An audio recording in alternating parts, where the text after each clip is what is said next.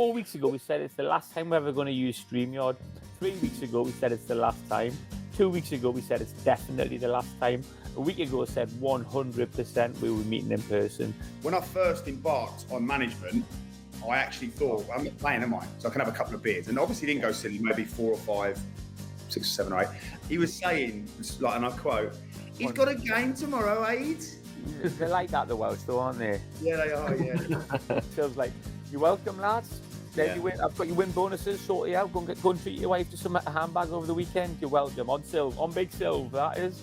Funny character. Like in the dressing room, he's one of the funniest I've met, mate. He was a great laugh, but he knew how important he was. He knew how good he was, and he would just kind of play it perfectly. You don't score 30, 40, 50 goals in the conference if you're not able to step up. I took all this time after the game on the coach because I was so buzzing, and then Sam just put header, question mark, and I just put, yeah.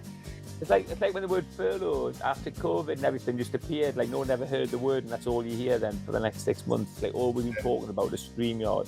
There's this little duck in the corner, isn't it? Welcome everybody to another episode of In the Stiffs. We've started recording. Unfortunately, we're on StreamYard again, lads. What's happened there? Like, why are we on StreamYard? Like, I thought we were going to meet up. We promised all the listeners that 4 weeks ago, we said it's the last time we're ever going to use StreamYard. 3 weeks ago, we said it's the last time. 2 weeks ago, we said it's definitely the last time. A week ago, I said 100% we were meeting in person. Yes, here we are again on StreamYard. This will be the last time. I've never used the word StreamYard as much in my life as I have in the last month. Yeah. After the last episode, sorry. Turn the phones off. For goodness sake, can we be professional? Gav's drinking the coffee on screen. Dave's phone's going off. Is there only me again? I've rushed back from work. I've literally got back 4 minutes ago. I haven't eaten, and I'm still looking more professional. Hold on. I've just got to the ground here. I've just got to the ground, cleared everyone out of the way, got in my office. I'm like, I've been brought a cup of tea. What can you do? Go on, sorry, Dave. What were you going to say? Yeah, I was going to say, you're talking about can we not organise not to be on StreamYard? At the end of the last episode, we said, right then, when are we going to meet? And you said to us, Sam, that I cannot do any day next week. So this one's down to you. Yeah, and I'll remember that. but I said I can't do any day, but obviously, there was other options. One more time on StreamYard. One more time. After this? Yeah, and then we'll have one more, and then we'll definitely not go on. Yeah, that's like so. When me and Gav meet up for a drink, and we say we'll meet up for a pint, and then we'll go. Are we having any more? We'll go on. We'll have one more, and then I'll say to Gav, "Is that it, Gav? Are you finished? Do you want another one more?" And he goes, "Go on then. I mean, I need to go home, but go on. What I'll do is I'll just have one more after the next one." Okay. Hey, and you know what? It's brilliant. We laugh every time. Yeah, so it's funny. Don't fix it. And then we go home, and our wives are like, "I thought you were only going for one." And we're like, "Yeah, we were." Yeah, I meant one after the next one. When I said one more, I meant one more than the last one that I'd had, which was more than the first one, and the ones after that I'd had. The explanation always goes down well. Yeah. I've said to Holly though. She's like, I wish you just tell the truth, Sam, if you're going out for a few beers. No, because when I'm telling you I'm going out for a beer, that's not a lie, because I am convinced that I am just meeting Gav or whoever for a beer. So it's not a lie, because in that moment it is the truth. And then obviously things, well, I'm sure all of our listeners know what happens, isn't it? You have one more, and then you go on, I'll get you another one. Then I'm going to have to shoot off, and then Gav's like, yeah, I've just got you another one. And then suddenly it just snowballs a little bit. We get the flavour, and then it's hard to come back then, isn't it? Dangerous. And I wish you just said from the start. And I went, because I honestly believed I was just going to have one, but in the end, I've had genuinely believed it. Yeah, and I say, but never mind, Hol, I've brought you back a kebab. I feel a little bit bad. At night. Yeah, covered. And I've got extra garlic sauce. I know you like it. I feel a bit bad, Dave, as well, because me and Sam have always been pretty much like this. But since you've retired, you've sort of been dragged into it a little bit, I feel. Yeah, new experiences. I don't mind it, to be fair. My problem is I usually live further away than what you two are traveling. Yeah. So I have to limit myself.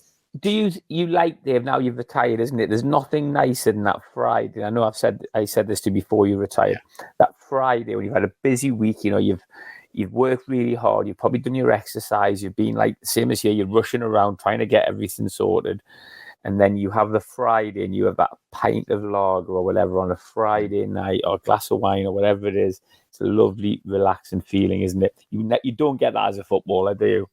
No, because even when after a game or something, you're always then your body's going to be sore. You know, it's probably not the right thing to be drinking. When you're younger, you get away with it, don't you? But I think drinking when you're younger compared to when you get a little bit older, I'm talking like mid-30s onwards, just having that one drink is really refreshing, isn't it? When you're younger, it's like, I'm drinking loads. But it's just sitting down and having a couple of pints in the pub is really nice. Or at home on a Friday night, like you said.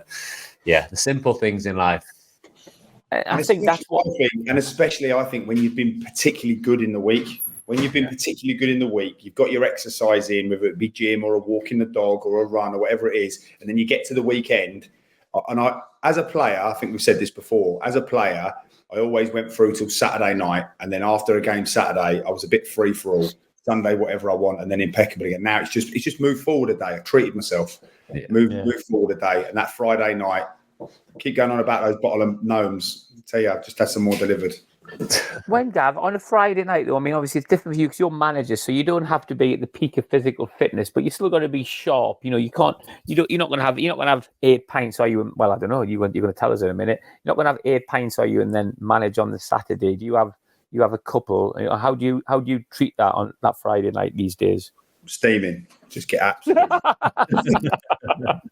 just turn up, half cut. Yeah. Can't the tactics board, lads. Just read out 12 players in your team and all that sort of thing. Yeah. I still turn up to Telford's ground thinking I'm the Telford manager. I just do what happens when we go out. Holly will just bring me a drink into the lounge and I'll just say, go on, I'll have one more after this one. Yeah. No. On a serious note, when I first embarked on management, I actually thought, I'm not playing, am I? So I can have a couple of beers. And obviously didn't go silly, maybe 4 or 5, 6 or 7 or 8. But yeah, very, very quickly I realised you're just not sharp. And you have to be sharp. You have to see things in real time. Concentration and focus. Like I come back on a Saturday after a game, win, lose or draw, and I'm absolutely spent. Physically, emotionally, mentally. I am spent, and you can't do it. So no, not really. I'll have a glass of wine with Holly if we have a little bit of food on a Friday night. But you have to be sharp. So no, like still in that as a player, don't drink really. Yeah, the Friday night. But I suppose you still get. I mean, because it used to be a 48-hour rule. I think. I mean, that used to be. I don't know whether that's changed a little bit now. And people use their common sense, but we used to have. From Sunderland, this was it. You weren't allowed in licensed premises 48 hours before a game. I don't know if that's still the case. Are they a bit more trusting? But it was a bit ridiculous. So, I mean, we were treated like kids. You couldn't be in licensed premises, so I couldn't go into a restaurant on a Thursday, in the evening and just have a water with some food. I mean, it's probably the right thing to do because if I had been on licensed premises 40 hours before, I would have ended up drinking. So it's probably at the time it was probably just fair. Just one. Yeah, then maybe one more. What? We'll have this one and we'll have another one. Was that a rule, Dave? So I think when you obviously me and Gav retired a bit before you, was that still a rule up to the end, or was it not as explicit as that? 48 hours in a licensed premises. Just be sensible. Obviously, you look after your own bodies. Yeah. If you wanted a glass of red wine on a Thursday and you were in a local Italian restaurant, I can't imagine it's the end of the world. No. It was fine. I think it was just an unwritten rule that. Just don't be stupid. Don't drink 2 days before a game. But you're told that from all the fitness coaches what you need to be eating and drinking before the game. So maybe that advanced a little bit. You need to be eating these meals, this amount of carbs, fats, all that sort of stuff before the game. So the thought of then having a beer in the middle of that just wouldn't even enter thinking. But lads definitely do go to, especially at Wolves, the foreign boys, they would eat out a lot. So even the day before a game, they go to a local Italian and stuff like that in Wolverhampton. So that was. I'll tell you who I saw, Dave, in Fumo in Birmingham on a Friday. Who's the Portuguese? Neves. Yeah. So I see him then. I could hear this guy at the bar, sat at the bar, because it's like a nice restaurant, isn't it? And then they've got the bar area that goes around. There's a guy and his missus. He's going, he's got a game tomorrow, Aid. And he was like proper being vocal about it. And I was like losing my head a bit. I was like flipping out. He's like with his missus and kids. Yeah. Probably like old school mentality though, isn't it? Family man doesn't drink. He'll be having the healthiest meal ever. And he was going on. And in the end, I was like, mate, he's with his kids. It's not like he's out with the lads on the lash and he's Portuguese. He's probably more interested in an espresso than... What was he saying? What was he saying when he saw him? He was saying, like, and I quote, he's got a game tomorrow, Aid. They're like that, the Welsh, though, aren't they? Yeah, they are, yeah. Oh, brilliant.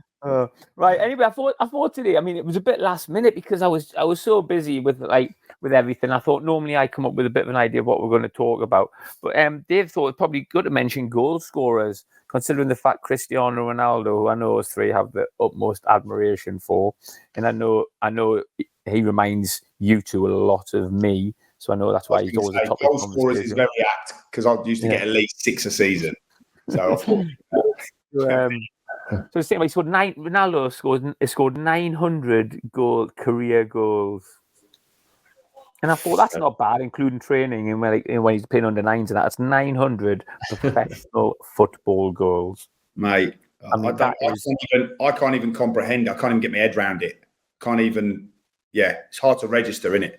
How funny though in the Euros when it's Cristiano Ronaldo, isn't it? But he's that big of a superstar now. He's just still taking everything, wasn't he? And he just kept on getting the free kicks, and he's blasted about 4 over.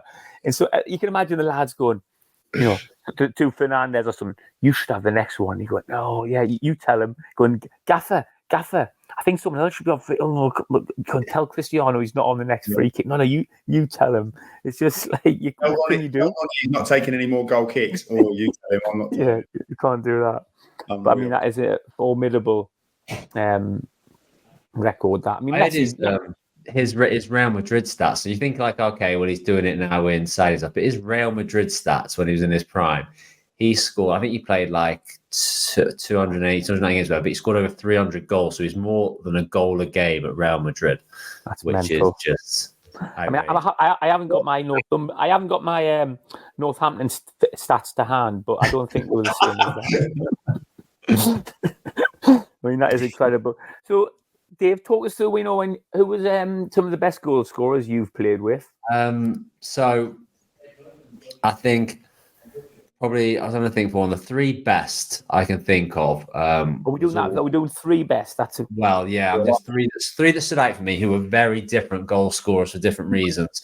But they're all my time at Wolves. The first one I came across was Sylvain Ebanks-Blake. So, Gav, because you had a bit of Telford, didn't you? But that was sort of later in his career. But, he's still ledge, though. I used to love talking to him, yeah. But like a box player, mate. So just get in the box, look to take as little touches as possible and get a shot away and not place it, just absolute power. And he was very, very good at just being in the right place, the right time. But every time he just got rolled into him, he'd pin himself against the defender, just get half a yard, then bang. And he used to score. He would just score absolutely hatful.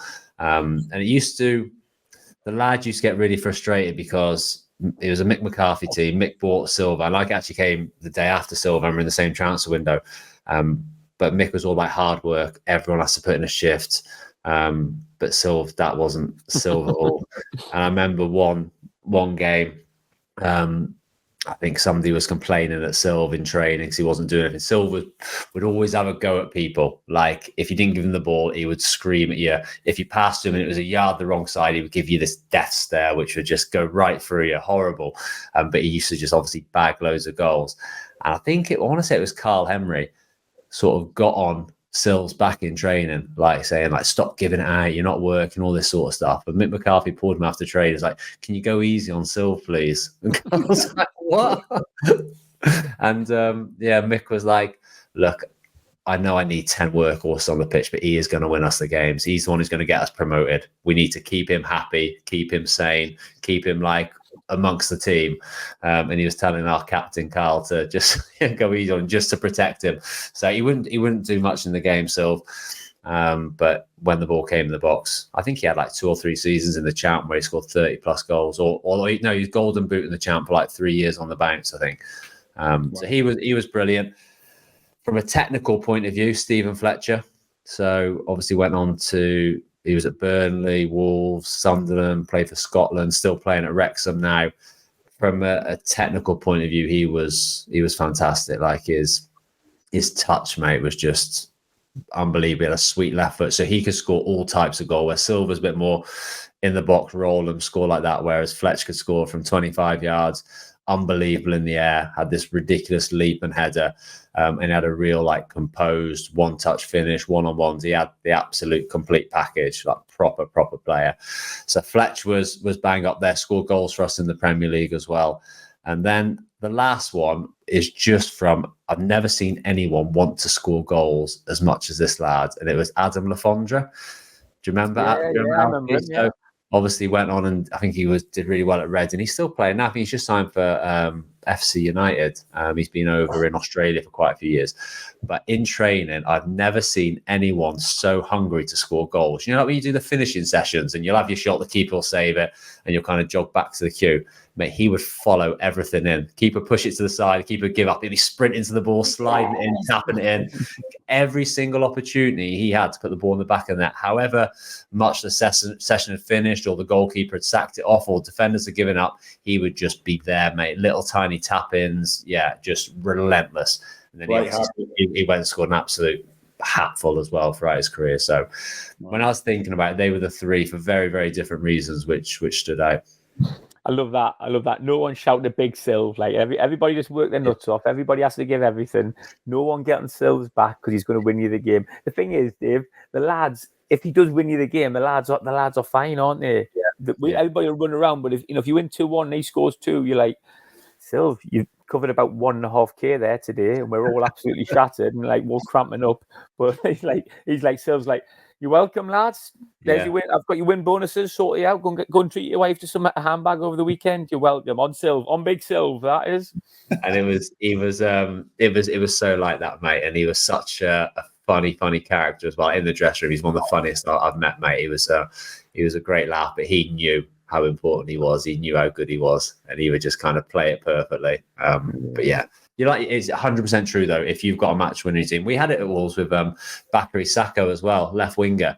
Yeah. Like we used to just tell him not to bother tracking back. Just like you stay up the pitch, we used to play 3 in midfield, and usually me as like the left side of a 3 in midfield. I'll track the right back as well, so I'll do all that run in that channel. But we win the ball, give it to Sacco, he scores, we win 1-0, and you don't care, do you? I've covered like 14K, he's covered about 14 meters, and he's won us the game. You don't mind. You problem you always have. Oh, his signal's gone there, Sam. Oh, he's not paid the bills. Sorry, mate. Not paid the Wi-Fi. I went a bit. Can't. Shall we transfer? Gav's frozen now. What's happening with the internet here? I'm good. I'm good. I don't know what's happened there. I'm just transferring you some money to pay that Wi-Fi, Sam. It's just me then, isn't it? Sorry about that. I don't know what's happened there. Thank you. Just a £2 top up, please, to get me through for the next 25 minutes. Thanks, mate. What about you, Gav? As you well know, I'm brilliant preparing for this sort of stuff on the way in to Brackley Town Football Club. I haven't thought of anybody. Yeah, the first one Gary Lineker? Yeah, Gary. Yeah, Gary used to be great. But the first one that ever really made me think about finishing was when I was at Exeter, Darren Robotham. That Robo was like, I was his boot boy, but he was at Chelsea, and he's like a real sort of League 1, League 2 goal scorer. And he's the one, and I know you've had people say this as well, Sam, that said, you don't have to smash it. You don't have to smash the ball. You just roll it in the net. Just roll it in the net. He used to say it all the time. And honestly, like as a youth team player and then coming through as a pro, like I used to watch him, and he was just different. He knew where the goal was. He said, I never look at the goal. The 6-yard box and the goal never moves. I never look at the goal. Don't move. Yeah, and he would literally be like, you don't have to smash it. All you got to do is just place it, just roll it down the side, in the side of the net. And yeah, but then he could score absolute bangers as well. So he's the first one that got me thinking, flipping it. Yeah, like that's finishing is an art. I think, like for me, obviously as a dopey player, you just run in and try and smash it as hard as you can, low and hard in the corner. he's the first one that got me thinking, not that I needed it, but thinking what finishing was, that it was actually a skill. So he was the first one. I'd say when you talk about skill and all-round finishing, I know I've brought it up before, but I honestly always go back to Simesy, Michael Symes. I always go back to him, and like he was the only one in training who could score against Joe, and he was just just an array of, like, he could score from everywhere. He would go and smash it and just dink it. He would go to dink it and smash it. He had everything from every angle with both feet.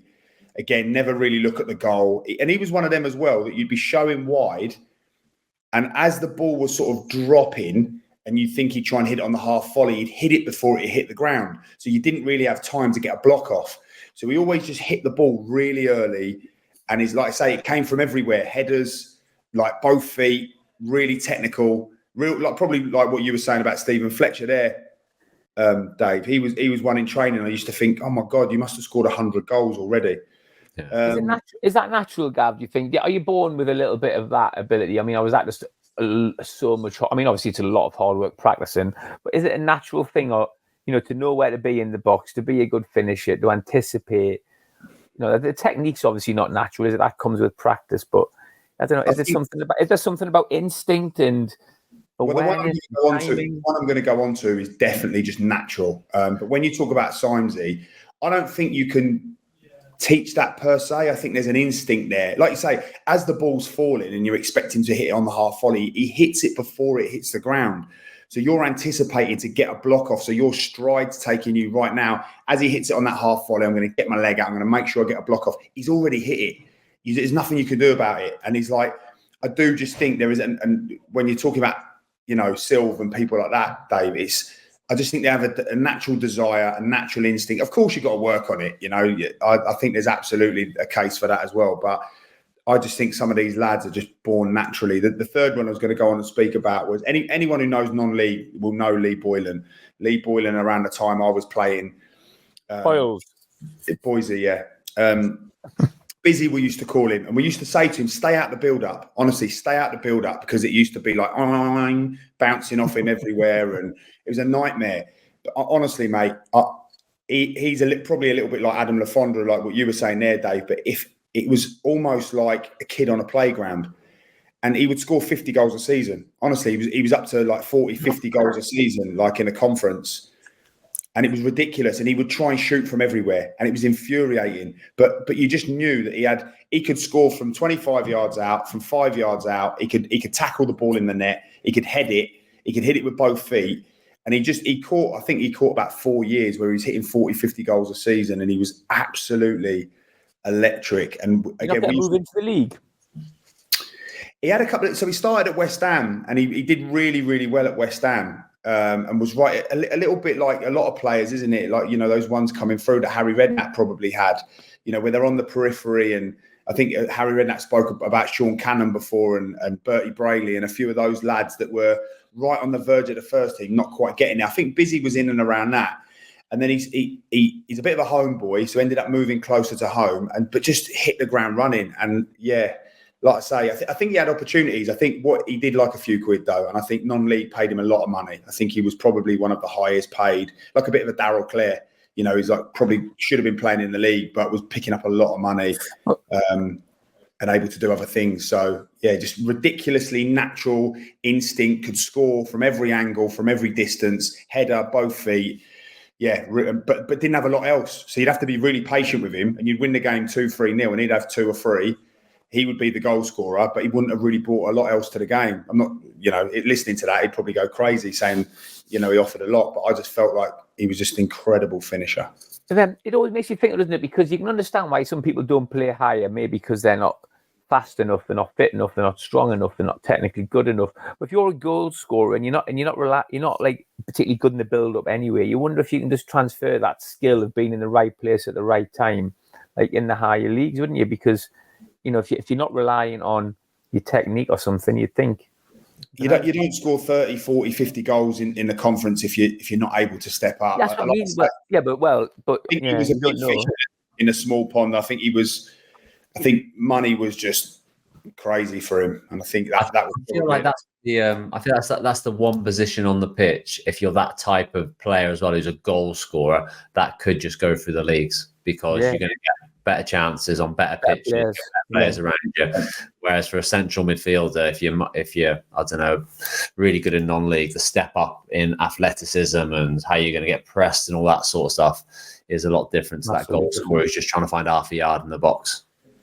Exactly. If you think if you go and play centre forward for Man City and De Bruyne is bouncing them off your head, I'd fancy myself. And what did Haaland get? 50 goals in the season. I'd fancy myself to get one.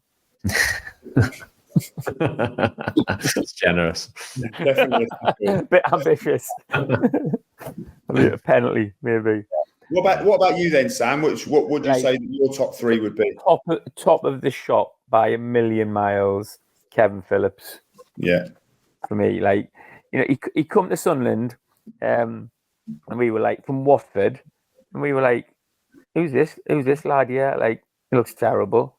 They're like doing all the little five-a-sides and that. I was like, what's that new forward like? Everyone's like, nothing. But then he does just nick a few goals, but then like little side footers and stuff, wouldn't it? And then suddenly he got in the team. Obviously, played up front with Niall Quinn. They talk about needing a good partner as well, and that Quinn Phillips combination was absolutely electric. And I think Kev Phillips would probably say wouldn't have been quite the same without Niall Quinn, but it just worked perfectly. But just scored in training all the time. Just kept scoring. And you're thinking, like, why is he just scoring? Why is the ball landing to him?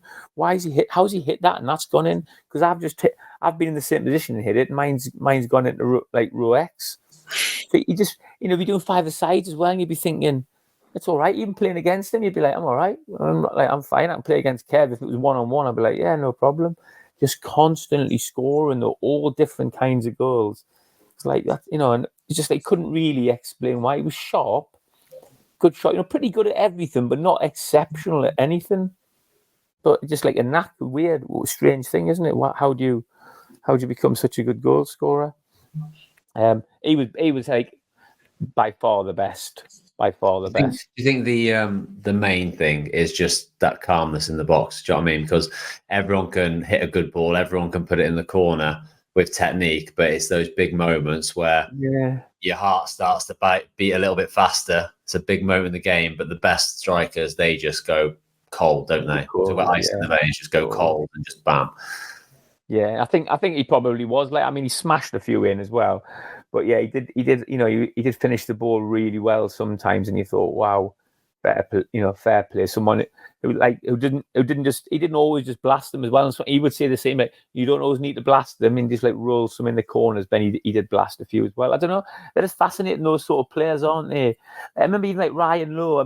Ryan Lowe was an amazing finisher, and he would just get like half a yard just on the edge of the box and just do the little bend into the corners. Like Guerrero had that one, and little side footers, and just side foot them in. He just come in like just half a yard and just bend them into the goal, and you think like, oof, just do that all the time, like a lovely finish. And he did practice that, but just really calm in the box. Again, someone else, Ryan Lowe played as he got older. When he was 24, 25, 26, he wasn't doing amazing, but he was still playing when he was 34, 35, and he actually got his best seasons and most goals, most money when he was in his 30s, because he wasn't relying on speed or anything. He was a more intelligent player, and he would just find half a yard and finish all the time, really calm. Another one I mentioned, Chris Greenacre. Can you remember him? Or was it family with him? Chris Greenacre. He's just another one, scored all the time, and he would even laugh about himself. And I was like, he's not quick, he's not strong, he's not amazing in the air, he hasn't got an amazing shot, he's not good at dribbling. I was just like, I'm not really sure why this lad's any good at football. Then he'd score you 25 goals a season, and all the Tranmere fans used to sing, "We all dream of a team of Greenacres." I was going, a team of Greenacres would be absolutely terrible, but we've got one of them, and he's our most valuable player because he's our centre forward and scores all the goals. Yeah. They're frustrating sometimes, aren't they? Those players, they need to win you the game, don't they? Because if they're not scoring, if there's goal scorers like say Sylvan Blakes and all them, if they're not scoring for 3 or 4 games, like you're losing your head with them, aren't you? It's like you say, though, Dave. You'd have been doing all that running for Saka and and he's like doing hardly anything, and as you walk out, you know, everybody's wanting his autograph, and you're just jumping straight to the coach, going fucking like, it's unbelievable, isn't it? They just got something. Yeah, he got signed by Crystal Palace for ridiculous money, mate. When he was at Wolves. Take me with you. You weren't a bad finisher though, Dave, were you? I know you like worked on it, mate. Worked on it massively. It wasn't natural to me. When I was younger, I was very erratic in front of goal. Like I didn't have that calmness at all. But as you got older, so what did you do? Tell me how you practiced them, because I remember when you were older, you slotted in a few, didn't you? A few side footers and stuff. I feel like I was really clinical, sort of back end of my career. Right, really clinical, pushing it. I said you were decent at finishing. But I just I never used to work on it that much really in training and that, and it was more I wouldn't work on the type of finishes that I was getting. So I would do the one where I'll do a finishing session, you clip me the ball on the edge of the box, and then I'll take a touch and hit it. I scored 1 goal from outside the box in my whole career. So like it's the wrong thing to be practicing. So it's a bit more tailored. And that's what I did. I started practicing those one-touch finishes, off crosses in particular. I spoke a lot to goalkeepers about where they didn't like saving it. So when a cross comes in from, say, the right-hand side, where is your worst place to get the ball? And I noticed quite quickly that it's back where it came from, so near post. Goalkeepers are shuffling across their goal as a cross comes in. So I used to try and, especially if it was with my feet, I'd go straight back in that corner, and that repetition I'd practice all the time, just side foot finishes, don't need to put any pace on it.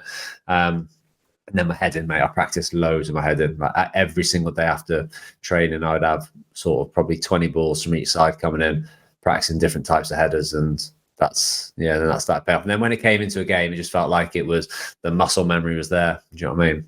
Yeah. And so you'd have young lads like right and left wing, obviously, and just say it right, and you start running into the box, and they would just try and cross it, and you would just try and time it all the time, hitting the ball and directing your headers back where it's come from a lot of the time. Yeah, it was quite simple. I say I'd just get someone to do it. It was usually, to be fair, especially towards the end, it was Conor Cody, mate, used to do it all the time. But Edo, off we go.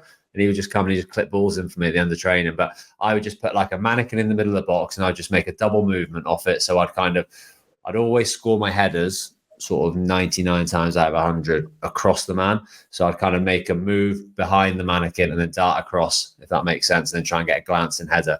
That was the one I kept working on all the time.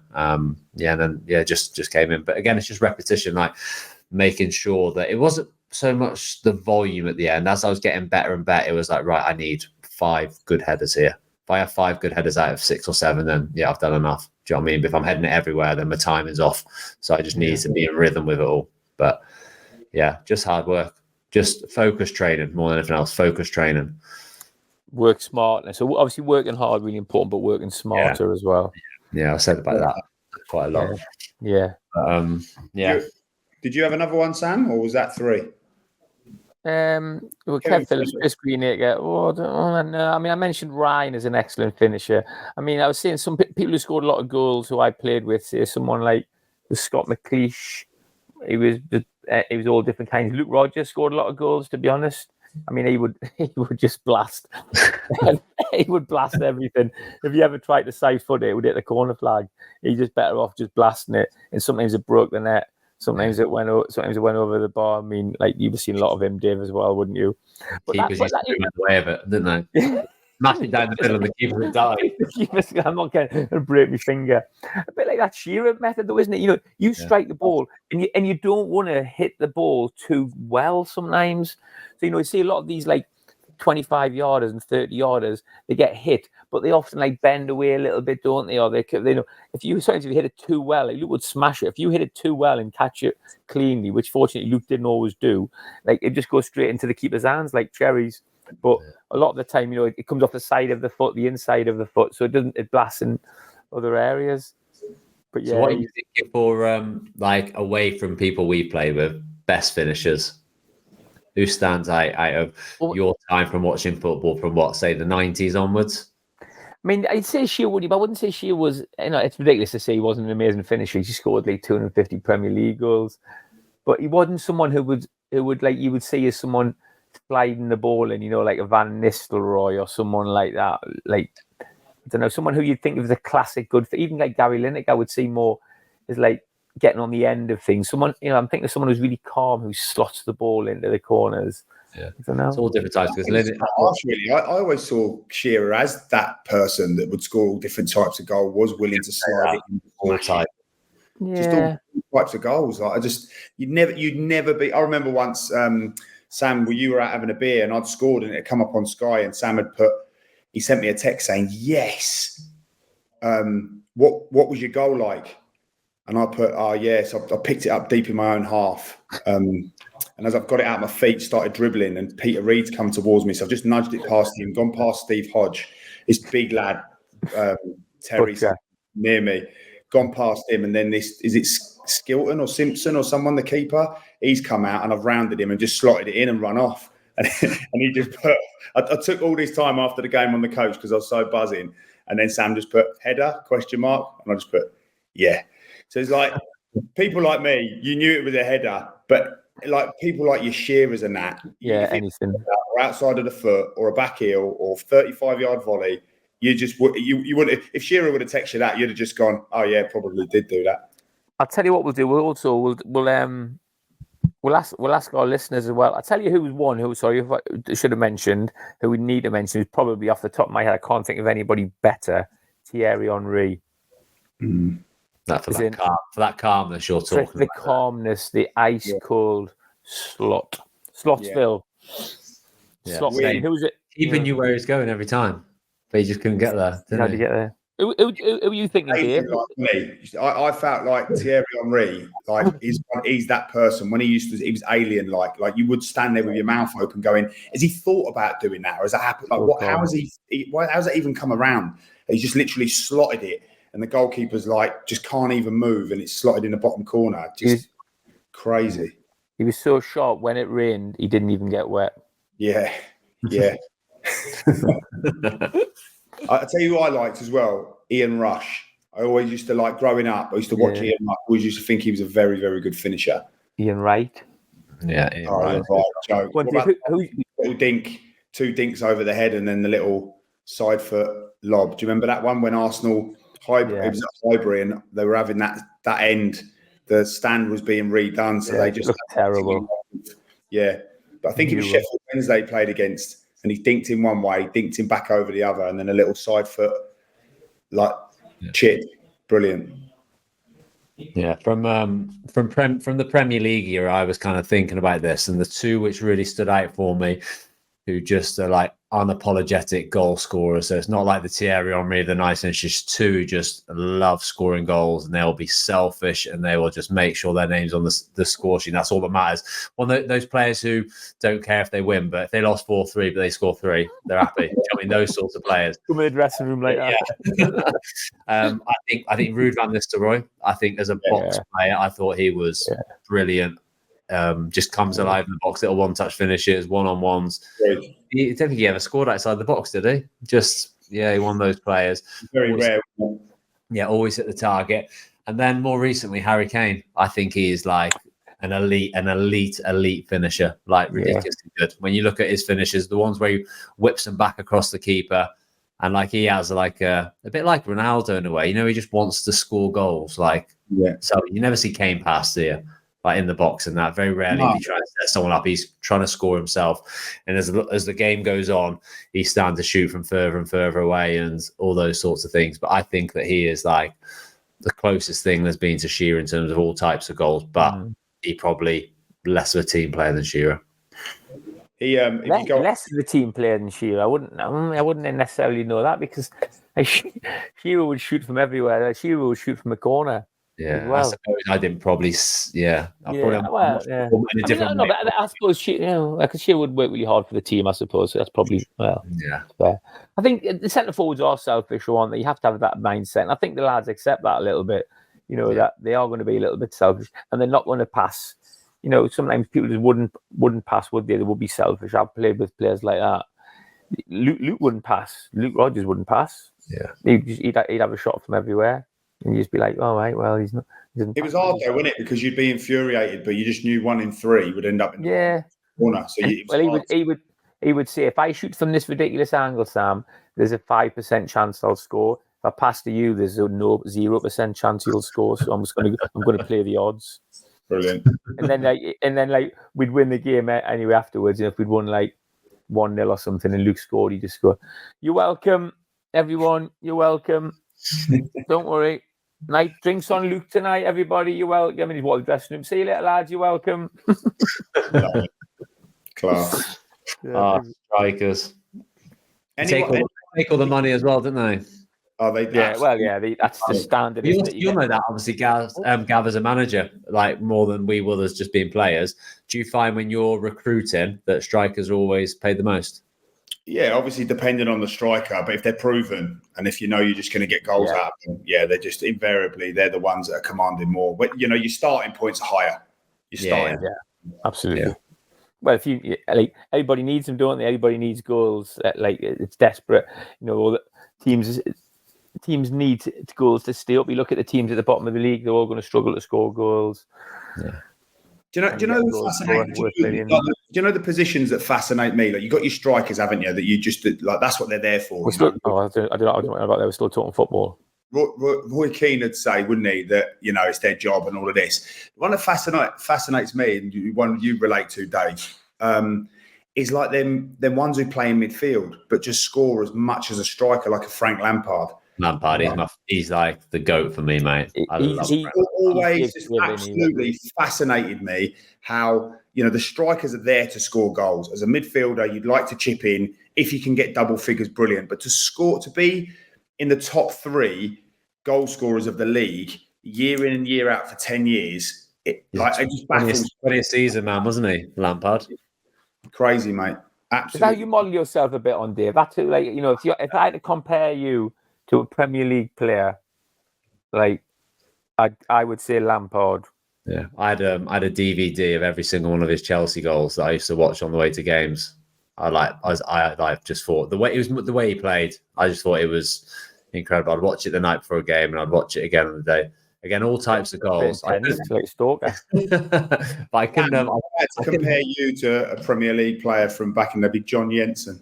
Yeah, I'm comparing you to Francis Benali. With his muzzy. I had to get in there early. Sorry, Dave. Yeah. No, he was. Comparing you. Sorry, I'm comparing you to Mark Wright. I'm comparing you to Mark Wright and not the good-looking one off The Only Way Is I'm Essex. comparing you to Liam Brady. That's it. That same left. But sorry, Dave, we're getting distracted. Go on, Dave. Carry on. No, I think that was it. I said, I didn't. He used to score some bangers as well, didn't he? That was never really my repertoire. But he used to score so many scruffy goals, and it was always like the second phase where he's arriving, and the defenders haven't quite cleared it, and he just arrives, bam, penalty spot, scuffs it into the floor, goes into the bottom corner. Yeah, he's there all the time. Always remember that story as well when Harry Redknapp brilliant about him, and he was he said, "Oh yeah, you're not the quickest," and he went out and bought spikes, and he was every day sprinting, and then they were like, "Yeah, we think you might be a little bit overweight." And he was just literally with the old school bin liner running around the training ground at West Ham. And then it was yeah, we're not sure about your finish. And then he literally said, he was the one, all the lads would have gone home and he's still on the training ground. And when you think of the peer pressure back then, we've spoken about it previously, when you think about that peer pressure and you think about the old school lads who, shooting off to get down the pub if they've got the day off the next day. And his work ethic and his dedication and commitment it's great to see them outcomes in it when someone's as dedicated as that. He would never have been a star, would he? Do you know what I mean? No. As a kid, he would have never been the massive standout. And you talk about Harry Redknapp, you must have both seen it where he did that sort of press conference thing when he's at West Ham, and they were kind of saying, basically, you're only playing him because you're related. And he gets up and says, I'll tell you what, this kid is going to the very top. And that's when he was.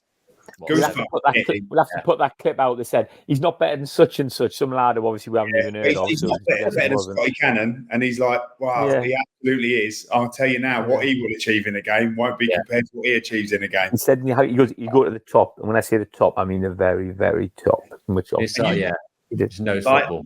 That's unbelievable, isn't it? Fortune teller stuff. That amazing.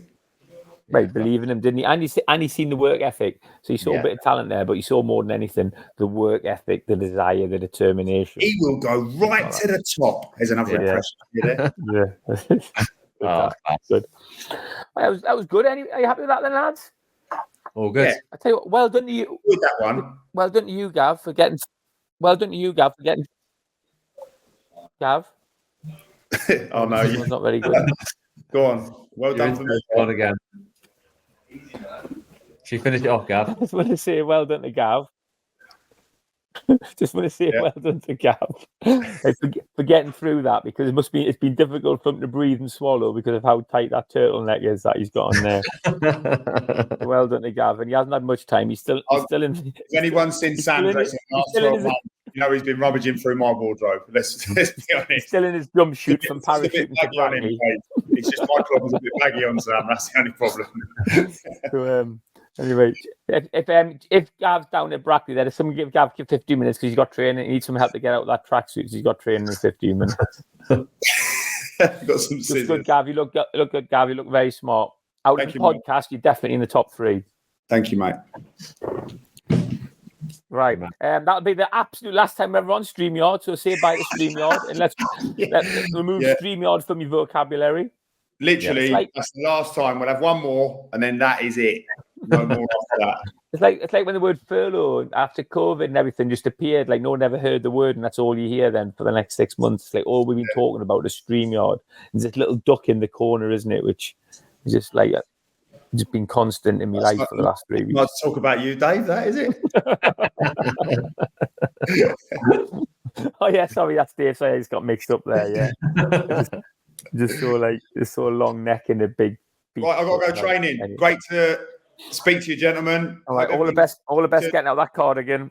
Cheers, mate. Look how tight it is on my bicep. Have a good one. Love to see you. Thanks for listening, everybody. Cheers, everyone. See you on StreamYard for the next 3 weeks. Take care.